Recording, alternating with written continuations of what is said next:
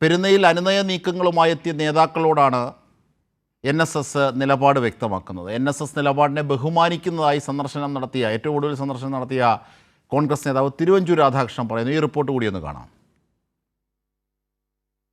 ആഗോള അയ്യപ്പ സംഗമത്തിന് അനുകൂലമായി NSS ജനറൽ സെക്രട്ടറി നിലപാടെടുത്തതിന് പിന്നാലെയാണ് അദ്ദേഹത്തെ അനുനയിപ്പിക്കാനുള്ള നീക്കം കോൺഗ്രസ് നേതൃത്വം ആരംഭിച്ചത്. ആദ്യം കൊടിക്കുന്നിൽ സുരേഷും പിന്നാലെ PJ കുര്യനും ഒടുവിൽ തിരുവഞ്ചൂർ രാധാകൃഷ്ണനുമാണ് പെരുന്നയിലെത്തി സുകുമാരൻ നായരെ കണ്ടത്. അനുനയ നീക്കവുമായി എത്തിയ നേതാക്കളോട് സുകുമാരൻ നായർ അതൃപ്തി തുറന്നു പറഞ്ഞെന്നാണ് വിവരം.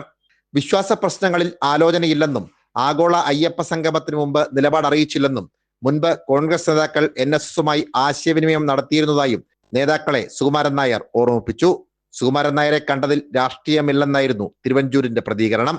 നമ്മൾ അവിടെ പോയി അദ്ദേഹത്തെ കണ്ടു, സംസാരിച്ചു പോന്നു. അതിനേക്കാൾ അപ്പുറത്ത് പറയാനുള്ളൊരു മാൻഡേറ്റ് എനിക്കില്ല. ഈ NSSന്റെ രാഷ്ട്രീയ നിലപാട് ചർച്ചയായിട്ടുണ്ടോ? ഇല്ല, അതാ ഞാൻ പറഞ്ഞത്, അത് പറയാനുള്ളൊരു മാൻഡേറ്റ് എനിക്കില്ല. ഞാൻ ഇന്നലെ അവിടെ പോയിരുന്നു, ഞാൻ അദ്ദേഹത്തെ കണ്ടു, സംസാരിച്ചു. അവരെടുത്ത നിലപാടുകൾ വളരെ കൃത്യതയോടുകൂടി ബഹുമാനത്തോടുകൂടി കാണുന്ന ഒരു വ്യക്തിയാണ് ഞാൻ. ആഗോള അയ്യപ്പ സംഗമത്തിന് നേരത്തെ തന്നെ NSS പിന്തുണ അറിയിച്ചിരുന്നു. ഈ നിലപാടിൽ നിന്നും പിന്നോട്ടില്ലെന്നാണ് NSS നേതൃത്വം വ്യക്തമാക്കുന്നത്. സനോജ് സുരേന്ദ്രൻ, കൈരളി ന്യൂസ്, കോട്ടയം.